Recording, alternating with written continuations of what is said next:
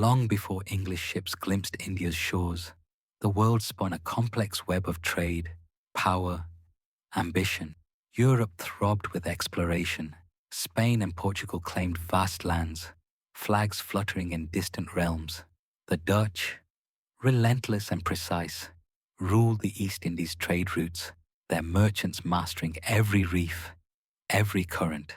England, a modest island nation, watched with quiet yearning, dreaming of wealth, influence beyond its misty horizons. London's streets, narrow, cobbled, alive, rang with merchants' footsteps, bartering exotic goods.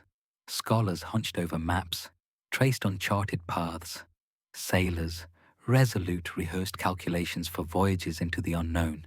These men, bound by ambition, saw not just opportunity, but destiny, a chance to etch England's name across oceans. The world was shifting. England would not be left behind. India, in those days, was a land of legend, whispered in awe, revered in fervent tales. Its kingdoms gleamed with marble palaces, its ports brimmed with treasures, its streets carried scents of saffron, cardamom, sandalwood. Elephants, regal and grand, strode through bustling markets. Merchants traded silks finer than London's dreams.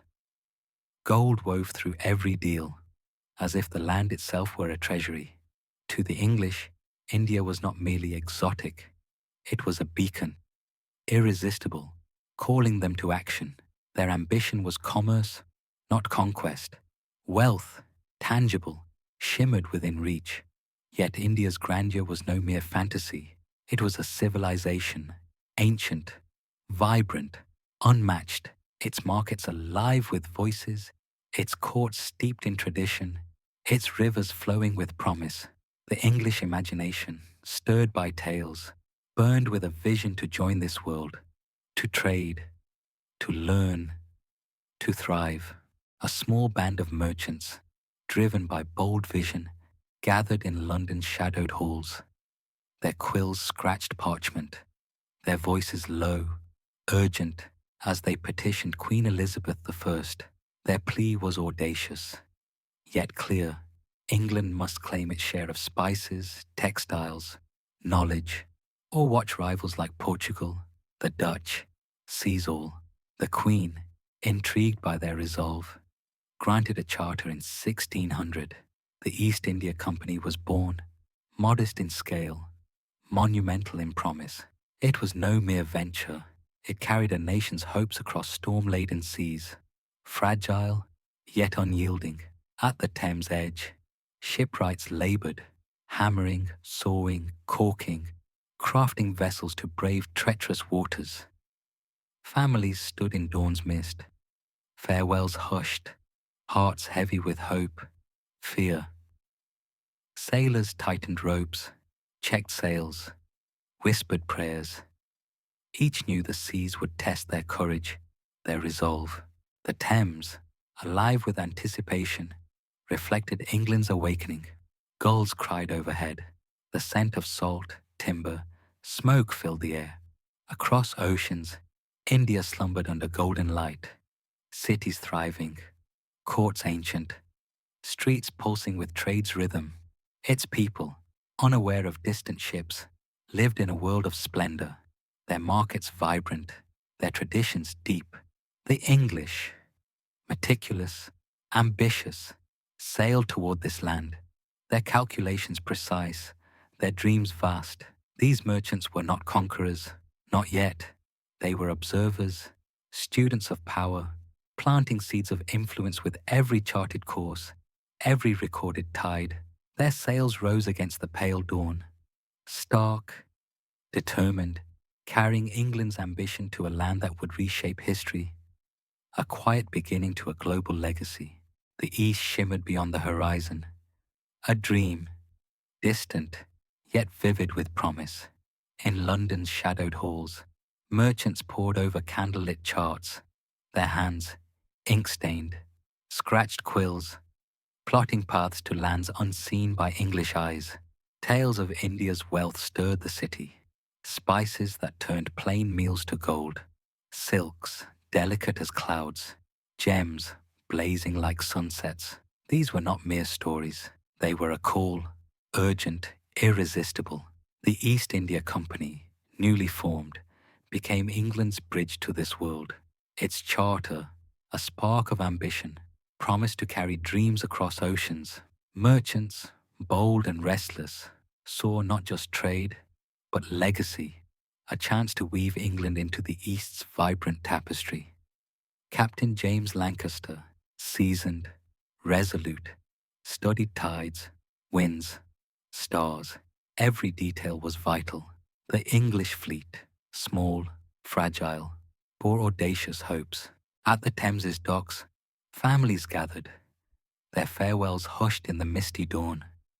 Sailors tightened ropes, tested masts, braced for months at sea, where life and death balanced on a wave's crest. The river pulsed with anticipation. Each plank hammered, each sail raised, carried England's yearning. Storms loomed ahead, fierce, unforgiving, but hope burned brighter. Sailors, weathered by salt and wind, spoke of India in whispers, imagining markets alive with colour, merchants trading treasures beyond dreams. Their mission was clear: not conquest, but commerce; not dominance, but discovery. Across vast seas, India thrived, unaware of these distant ships. Its cities hummed with life, markets overflowed, spices, silks, jewels.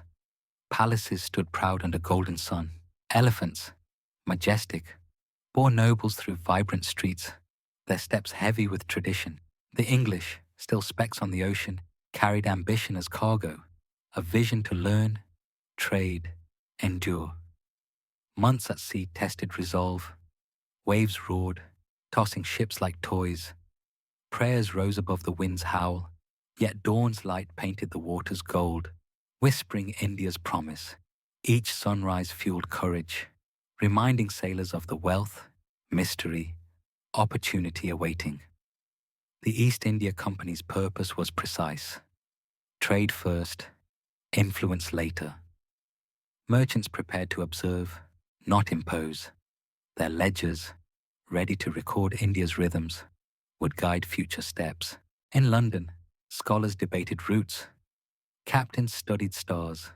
All knew the stakes. Failure meant obscurity. Success, a foothold in history. The Thames, thick with mist, mirrored England's awakening. Gulls cried, sails snapped, as ships sailed into the unknown. India, a world of splendor, awaited, its ports bustling, its courts ancient, its people masters of trade. The English, driven by patience, calculation, carried not just goods, but a nation's dream. A spark that would ignite centuries of influence. A call answered with hope, resolve, and unwavering ambition. India's coastline emerged, a vision under dawn's fiery glow. The English fleet anchored, hearts pounding with awe. Months of perilous seas, waves crashing, storms raging, led to this: a land foreign, magnificent, palm-fringed shores, bustling harbours. Distant fortresses rose from mist, dreamlike yet real. The air, heavy with spices, promised wealth untold. Every breath carried saffron, pepper, possibility. English merchants stepped ashore, cautious, enthralled. Their eyes drank in the spectacle. India, alive, vibrant, eternal. Locals, curious, wary, watched these pale strangers. Traders in fine robes, turbans, offered wares with graceful gestures. Saffron, cinnamon, silks, Europe's dreams gleamed in baskets, catching the sun's light. The English noted everything: fabric textures, coin weights, the cadence of speech. Temples, palaces towered, their designs intricate, timeless. Markets thrummed with voices. Life. These were not mere sights, they were lessons, keys to a civilization's heart. Captain James Lancaster, steady, deliberate, led his men with care. Every step was measured, every glance purposeful. Negotiations began, delicate, strategic. A bow, a word could forge alliances or unravel hopes. The Mughals, regional governors, sharp and watchful, tested these newcomers' wit, patience. It was a dance, power and commerce entwined. One misstep could halt progress, but each success strengthened England's place. The English were no conquerors, not yet. They were observers, students of India's grandeur. Every detail mattered: the rhythm of bazaars, the hierarchy of courts, the flow of rivers. Scribes recorded all, their quills capturing a world vast, complex. Traders offered English goods, wool, tools, modest, yet intriguing to local eyes. Respect was their currency, patience, their strength. The Mughals, intrigued by this restraint, opened doors, if only slightly. Alliances formed, fragile but promising. Each nod, each deal built trust. India's splendor dazzled. Elephants striding through streets, music rising from temples, gold glinting in markets. The English, awestruck, learned fast. Their presence, small, was a seed planted in fertile soil. Fear lingered beneath the awe. Unfamiliar laws, languages, customs demanded caution. A wrong gesture could spark conflict. Ships stayed anchored, ready for retreat, while scouts watched rivers, defenses. Yet, exhilaration trumped fear. Every trade, every courteous exchange, fueled hope. The English saw influence not in force, but in understanding, a slow, deliberate path. As sunset, lanterns flickered along docks, casting shadows on stone quays. Merchants gathered, reflecting on the day's lessons, their journals filling with India's secrets. This was no fleeting visit. It was the start of something vast, a quiet beginning to a legacy that would ripple across centuries, born of patience, respect, and relentless ambition. In India's vibrant ports, trade alone could not sustain ambition. Influence grew through relationships, observation, subtle negotiation. The English learned this truth swiftly. Each day brought lessons, court hierarchies, guild rituals, the delicate balance of regional power. Merchants moved with care, respect, patience their guides. Every bow, every gift was crafted to endure in memory. Ports pulsed with life. Ships from Gujarat, Bengal, Malabar docked, laden with pepper, indigo, textiles. Merchants' shouts echoed over bustling quays. Spices mingled with sea salt, filling the air. Elephants, camels, carts carried silk, gold, grain through crowded streets. A symphony of commerce, vibrant, unending. The English watched keenly. Goods flow, officials ranks, traders customs. Language challenged, yet translators bridged gaps. Words became diplomacy's tools. A well-chosen phrase, a courteous nod, opened doors once shut to strangers. By learning local ways, the English navigated markets, courts, trust, hard-earned, unlocked opportunities. Their foothold, though modest, grew with each trade, each polite exchange, each detail noted. Docks, markets, courts were classrooms. Every interaction taught strategy, patience, foresight. The English were not rulers. They were students, weaving themselves into India's fabric, their ambition quiet, deliberate. Beyond markets, the English studied India's crafts, textiles woven with precision, gold shaped into art. Workshops hummed. Artisans, skilled and proud, revealed a civilization's depth. Merchants admired, learned, their journals filling with notes on trade, governance, culture. These records were more than logs. They were blueprints for influence, guiding future steps. Diplomacy demanded precision. Gifts, carefully chosen, sealed bonds with rulers. A misstep could undo months of work, but each success, each nod, each agreement strengthened England's place. Local traders, once skeptical, now bartered freely. their trust a foundation for decades of exchange. Night fell. Lanterns glowed along docks, their light dancing on rippling water. English scribes wrote, their quills scratching tales of markets, courts, customs, conversations, hushed and urgent, plan tomorrow's trades, tomorrow's alliances. The English presence, still small, was no longer fleeting. It was a thread woven into India's tapestry, subtle, yet strong. They sought not conquest, but connection, a slow, calculated path to power. Every deal, every observation, built bridges to a future where England's mark would endure. The ports, alive with promise, whispered of ambition realized, not through force, but through patience, respect, and the quiet accumulation of influence. A legacy taking root in a land of eternal splendor. As years unfolded, England's presence deepened, subtle amid Mughal splendor. The East India Company, once a fragile venture, learned influence grew slowly, like seeds in fertile soil. Every trade, every alliance, every custom observed took root, promising permanence. England was no mere observer. It wove itself into India's commerce, culture, diplomacy. Markets shifted with English goods, textiles, silverware, instruments, valued for quality, reliability. Locals, once cautious, traded freely. Rulers, merchants grew accustomed to these patient newcomers. Trust, hard-won, opened doors to centuries of exchange, a legacy forming quietly. The English studied India's vast landscapes, cities teeming, rivers carving plains, mountains standing timeless. Palaces, mosques, temples spoke of mastery. Festivals, vibrant and ancient, revealed tradition's depth. Chroniclers, merchants, sailors noted each scene. Their journals, filled with details, shaped future plans. Every deal, every bond, every shipment carried more than goods. It bore England's growing influence, subtle, yet firm. Beyond trade, they learned governance, tax systems, local laws, blending respect with ambition.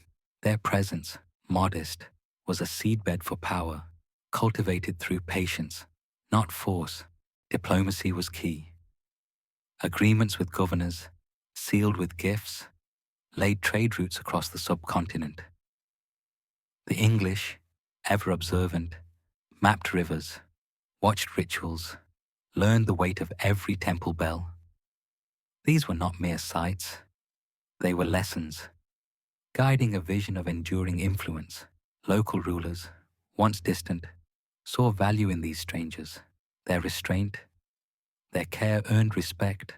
Markets thrived with shared prosperity. English wool met Indian silk, creating wealth both ways. Scribes, by lantern light, recorded India's rhythms, commerce, culture, power, each note a step toward permanence. The English were weavers, threading ambition into India's fabric. Their ships, anchored in bustling ports, were no longer foreign. They were part of the land's pulse. Every interaction, every trade, every nod strengthened their place. Fear of missteps lingered. Unfamiliar customs demanded caution, but exhilaration drove them forward. As dusk fell, harbours glowed, their lanterns casting light on stone quays. Merchants reflected, their ledgers filling with India's secrets, secrets that would guide England's future. This was no fleeting venture.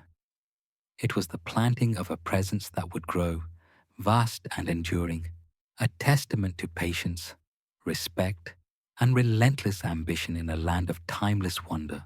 Decades turned tentative steps into enduring presence. The English, no longer strangers, mastered India's ports, courts, commerce. Every deal, every alliance, every shipment built a foundation, strong, unseen, for future growth. Fortified settlements rose along coasts, modest, strategic. Warehouses, forts blended with local designs, yet held English order. These were not mere outposts. They were hubs of knowledge, diplomacy, trade. Merchants, envoys recorded transactions, festivals, politics, their journals, meticulous, guided decades ahead. The English were builders, laying bricks of influence with every careful step, every calculated choice. India's grandeur still awed. Palaces gleamed under sunlight. Rivers bore wealth. Cities thrived, layered with history. Festivals painted streets with color. Temples, mosques stood as monuments to centuries. The English, patient, observant, studied all customs, crafts, powers flow. Knowledge was their strength, commerce, their means, understanding, their tool. They admired India's artisans, textiles woven with precision, gold shaped into art, while planning their own contributions. Their presence, though small, was no longer fragile. It was a root, deep and spreading, promising permanence. Diplomacy grew sharper. Envoys, fluent in local ways, navigated courts with ease. Gifts, letters, gestures, precise, deliberate, sealed bonds with rulers. The English learned India's rhythms, blending them with their own ambitions. Trade flourished. English goods, tools, cloth, found eager buyers, their quality earning trust.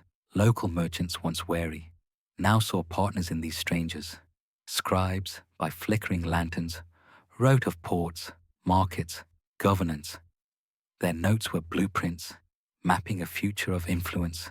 The English sought not conquest, but integration, a slow, steady path to power.